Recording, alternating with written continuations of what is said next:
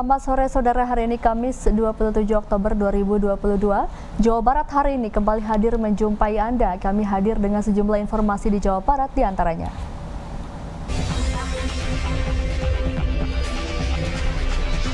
Di Kabupaten Tasikmalaya, sejumlah daerah di Pangandaran banjir dan 2 objek wisata ditutup sementara.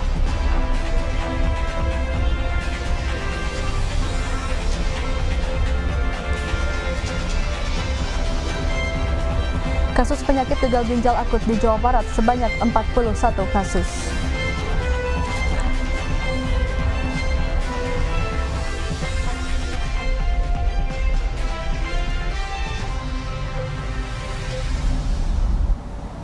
Saudara, selain 3 topik utama tadi, kami juga telah siapkan informasi lain untuk Anda. Tentunya bersama saya Alma Syifa. Inilah Jawa Barat hari ini selengkapnya.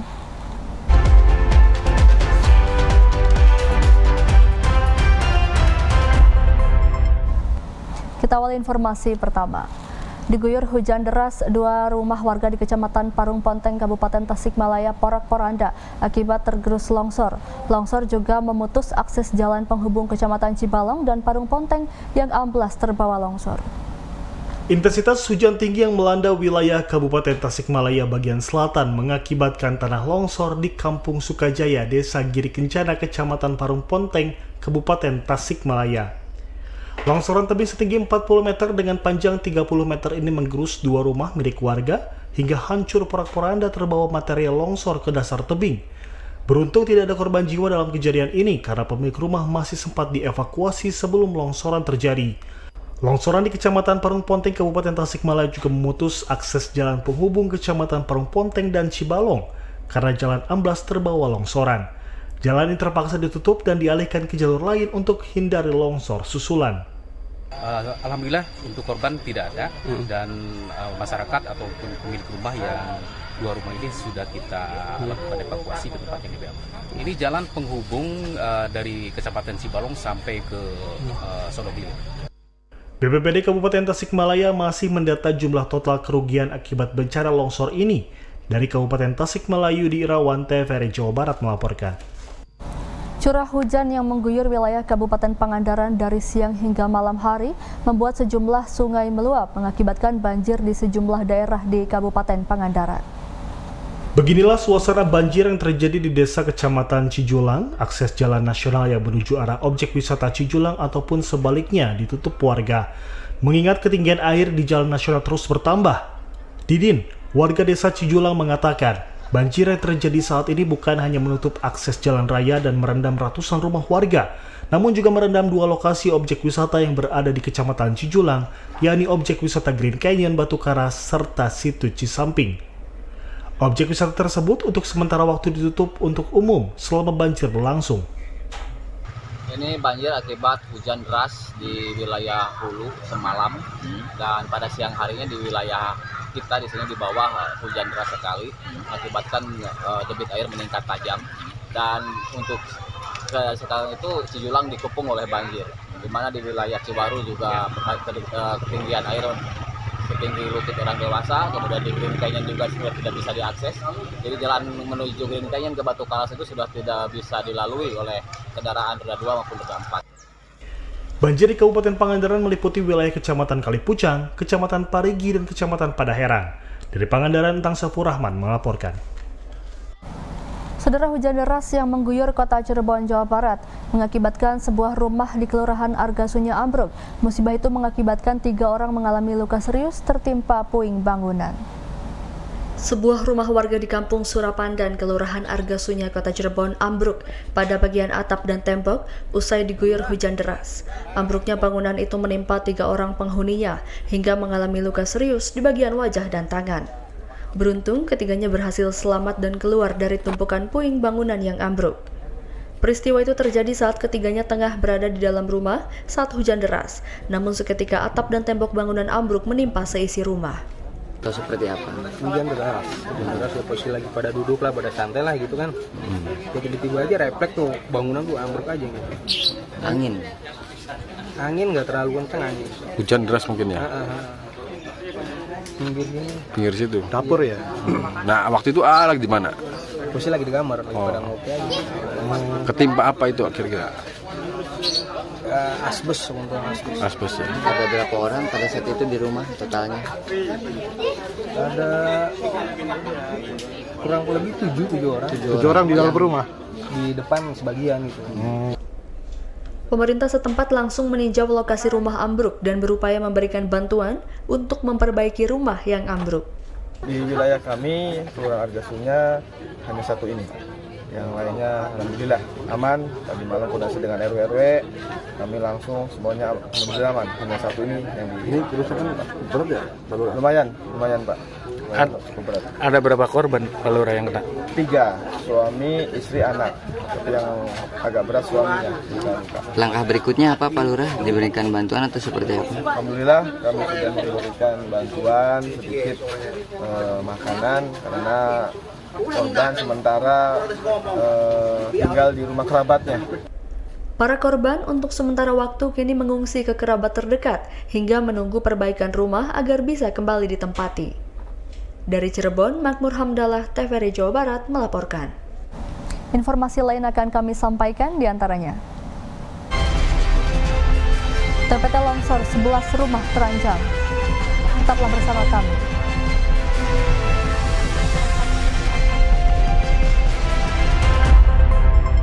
Anda masih menyaksikan Jawa Barat hari ini.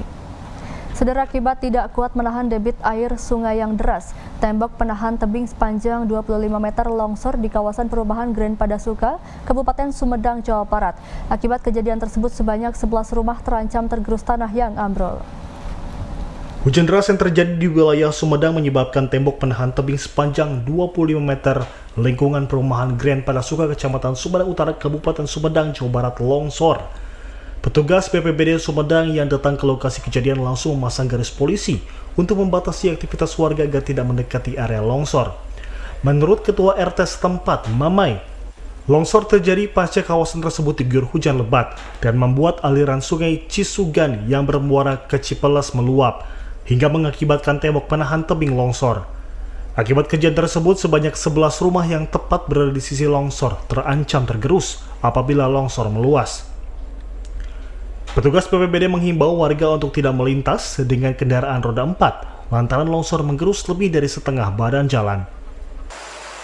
Kan ini tuh udah lama, ini retak-retak nih udah lama.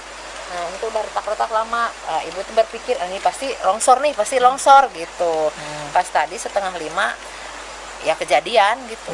4:30 longsor. Emang alirannya kencang gitu? Iya.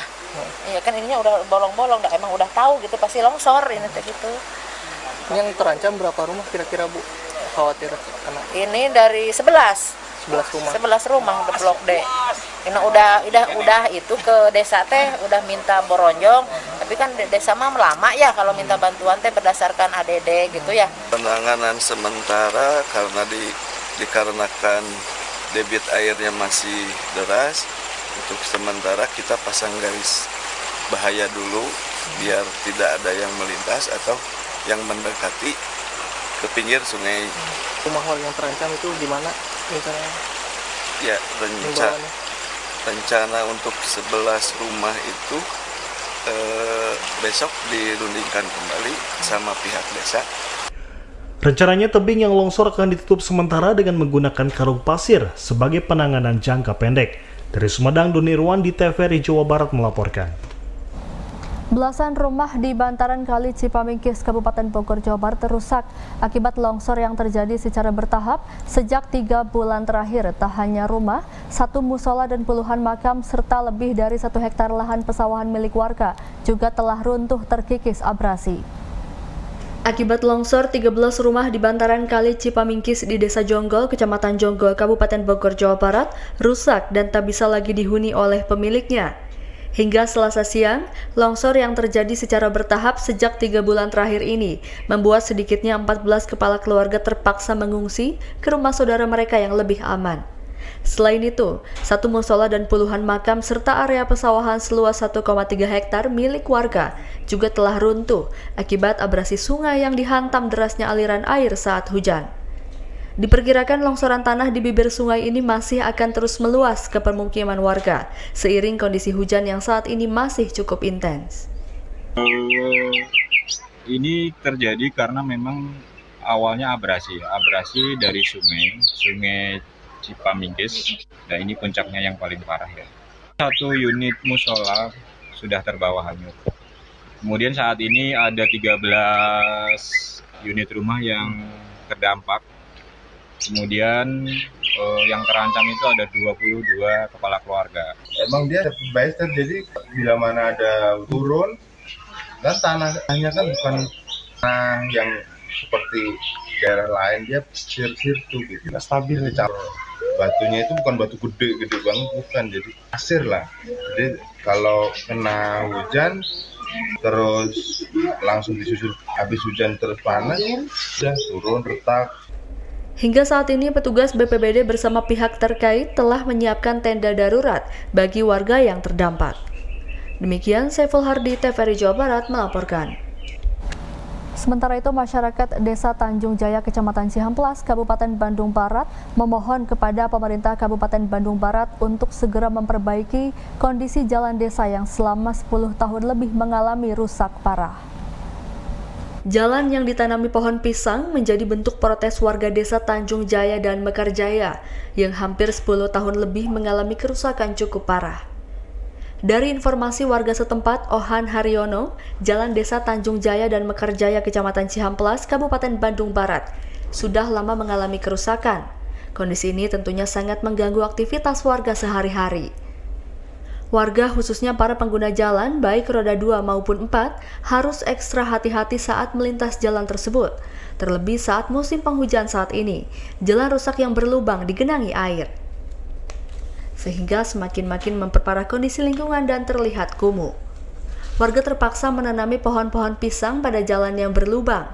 Selain sebagai bentuk protes, juga untuk tanda bagi para pengguna jalan agar berhati-hati saat melintas. Warga berharap pemerintah Kabupaten Bandung Barat memperhatikan kondisi jalan Desa Tanjung Jaya dan Mekarjaya untuk segera diperbaiki. Komar Ade-Edi, TVRI Jawa Barat melaporkan. Masih ada informasi lain yang akan kami sampaikan, diantaranya sidak petugas temukan supplier obat sirup. Tetaplah bersama kami di Jawa Barat hari ini.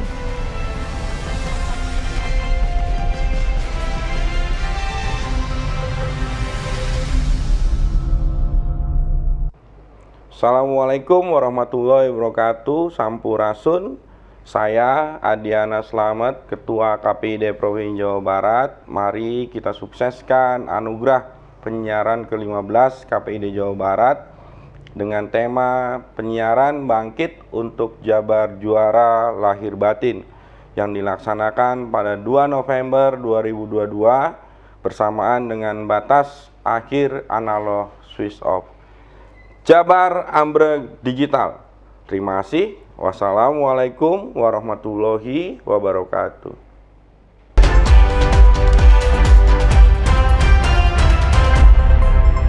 Terima kasih Anda masih menyaksikan Jawa Barat hari ini. Saudara, petugas gabungan kepolisian, TNI, dan pemerintah daerah Kecamatan Margasih melakukan sidak peredaran obat sirup yang dilarang untuk diedarkan kepada masyarakat, khususnya di wilayah Kecamatan Margasih, Kabupaten Bandung. Sidak ini diberikan kepada apotek dan masyarakat setempat.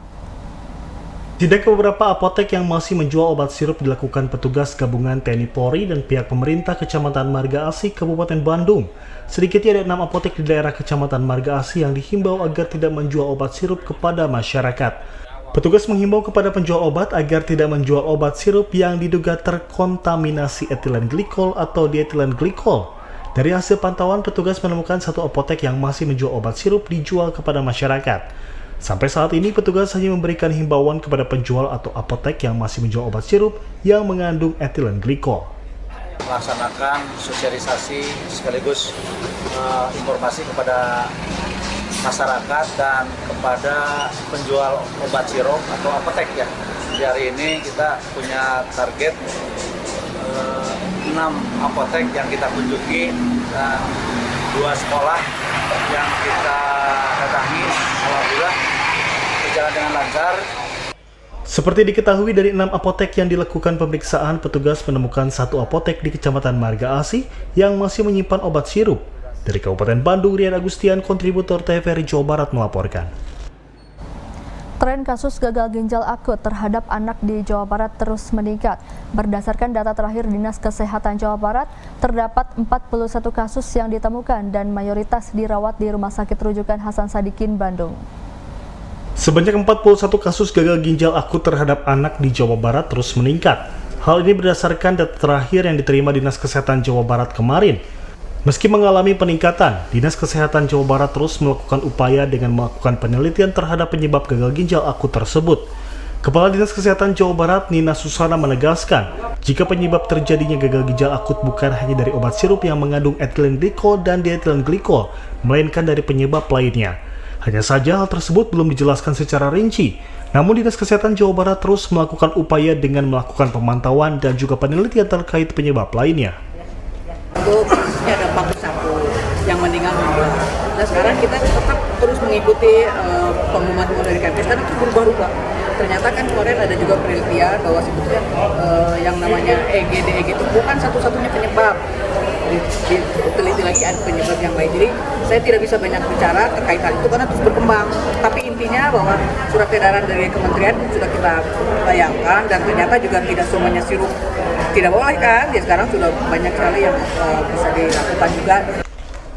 Saat ini pemerintah Provinsi Jawa Barat tengah membentuk Satgas Penanganan Gagal Ginjal Akut terhadap anak.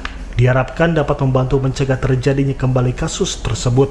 Arif Budi, TVRI Jawa Barat melaporkan. Informasi lain akan kami sampaikan diantaranya.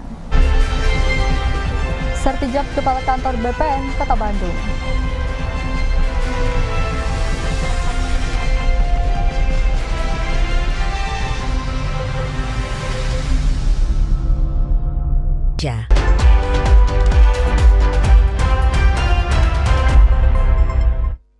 Saudara, kegiatan serah terima jabatan Kepala Kantor Badan Pertanahan Nasional BPN Kota Bandung dan pelepasan karyawan yang memasuki masa purna bakti kantor BPN Kota Bandung berlangsung di Aula Kanwil BPN Jawa Barat.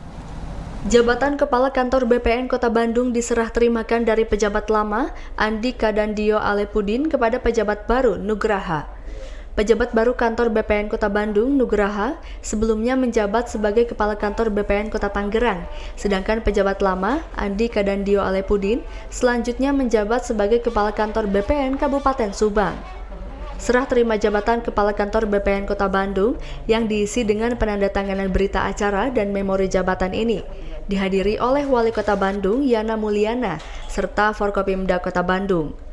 Kepala Kantor BPN Kota Bandung, Nugraha, mengatakan berbagai prestasi yang diraih kantor BPN Kota Bandung di bawah pejabat lama Andi Kadandio Alepudin, yaitu sebagai lembaga yang berpredikat WBK dan WBBM, akan terus dipertahankan, bahkan ditingkatkan dengan dukungan Forkopimda Kota Bandung.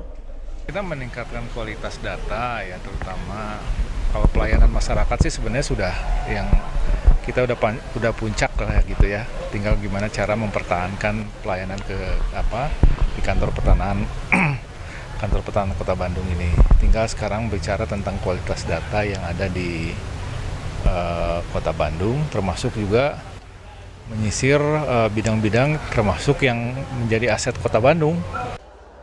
Sementara itu, Kepala Kantor BPN Kabupaten Subang, Andi Kadandio Alepudin, menyatakan banyak pelajaran yang didapat dalam membangun bidang pertanahan di Kota Bandung.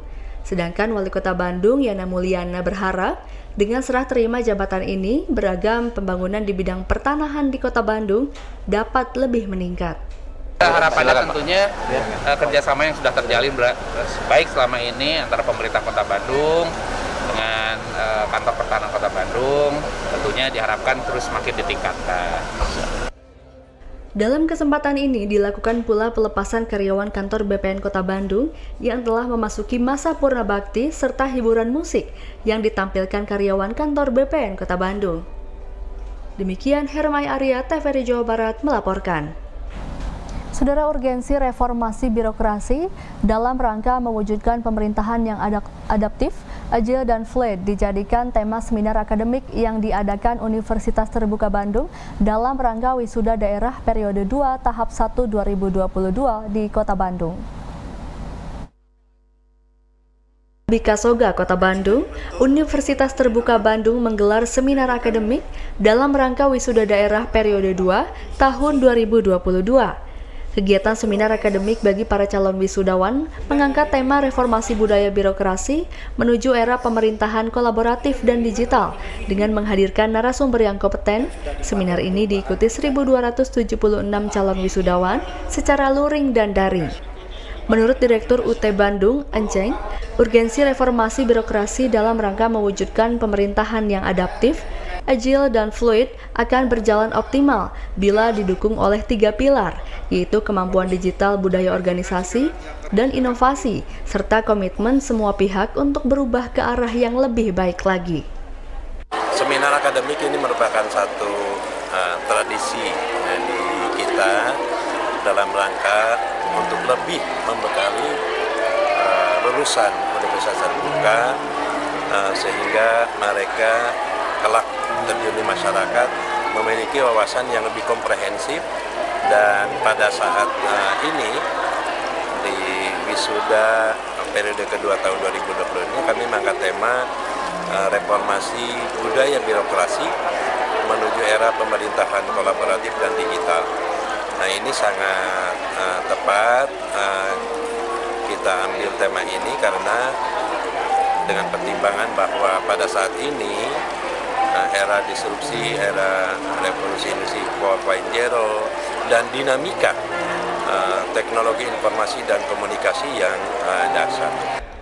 Melalui seminar akademik ini diharapkan dapat memberikan wawasan tentang reformasi budaya birokrasi menuju era pemerintahan kolaboratif dan digital dalam rangka mewujudkan Jabar Juara. Dari Kota Bandung, Agung Jaya Permana melaporkan.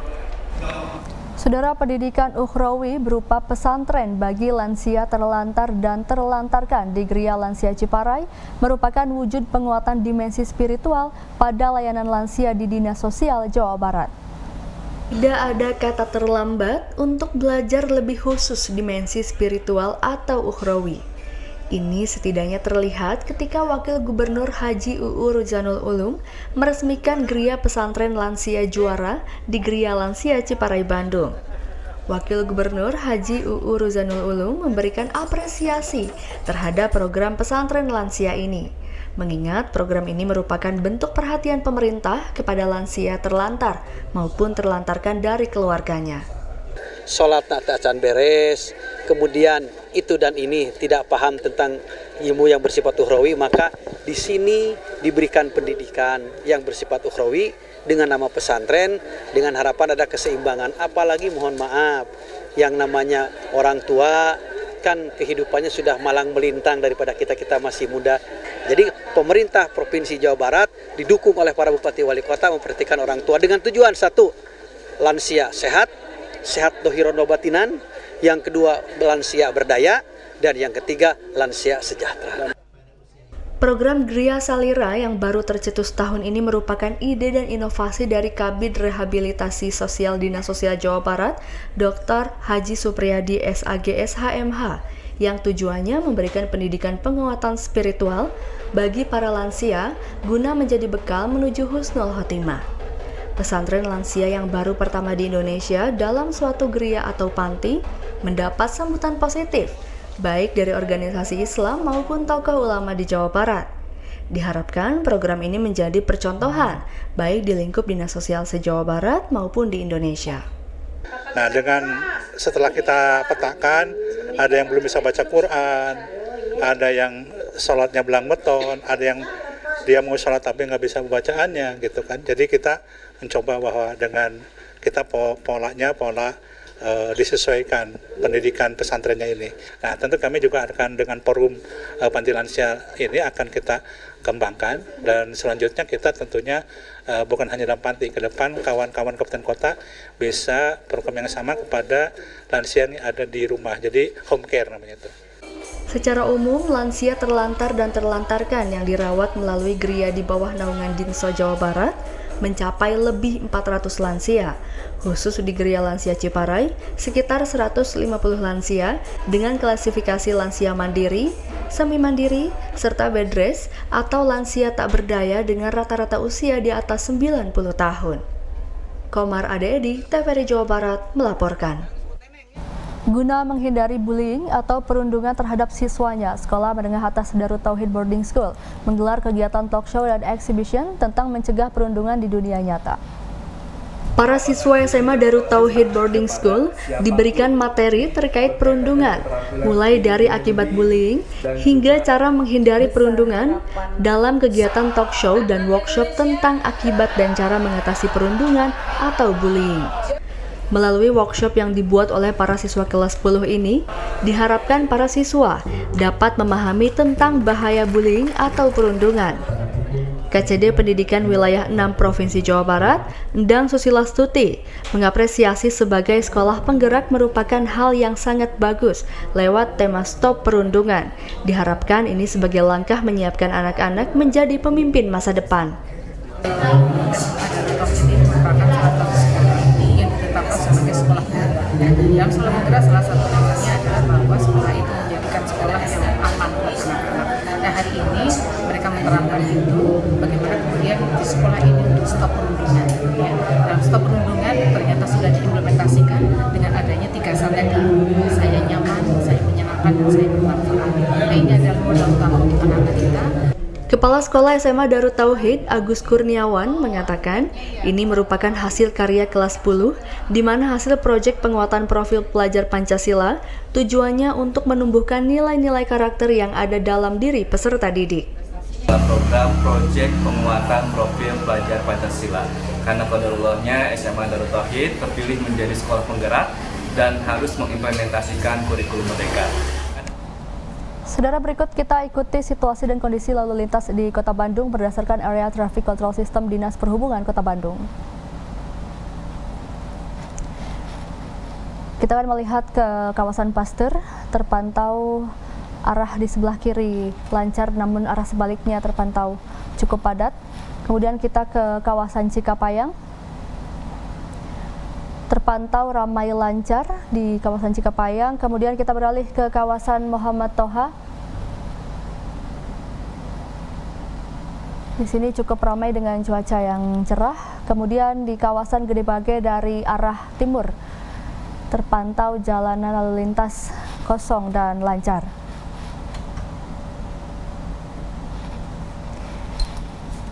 Ya saudara, informasi tadi merupakan penutup Jawa Barat hari ini.